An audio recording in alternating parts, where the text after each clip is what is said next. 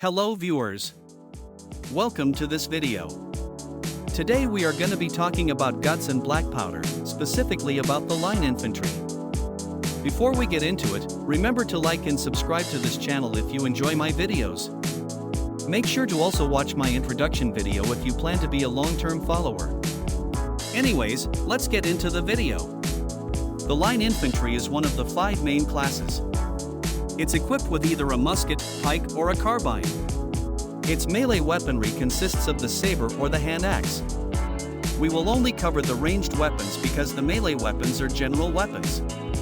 The Lancer subclass variant uses a long pike to stab its enemies. It costs 1,000 francs in the shop to buy. The pike is really good in taking out lined-up zombies due to the long reach.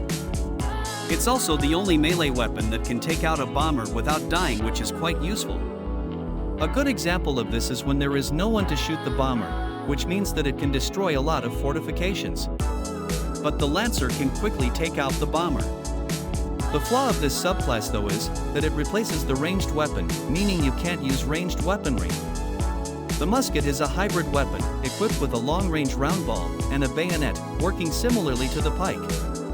It is a free weapon and is a common weapon used by beginners. The musket is great for taking out enemies from afar, while also being able to turn into a melee weapon. This makes it a really versatile weapon, but unfortunately, it can't take out bombers safely and it also has a pretty long reload time. If you use the musket, it is important to stay in a group if you are playing it defensive, to avoid getting killed by the enemies. Also, your second melee weapon won't be as useful due to the bayonet.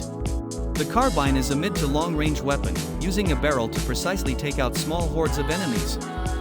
It costs 350 francs in the shop and has no melee weapon like the musket. The carbine is really good in quickly taking out small hordes and taking out bombers. The main reason this weapon should be on a team is because of its fast reload speed. It is essentially a bigger version of the pistol.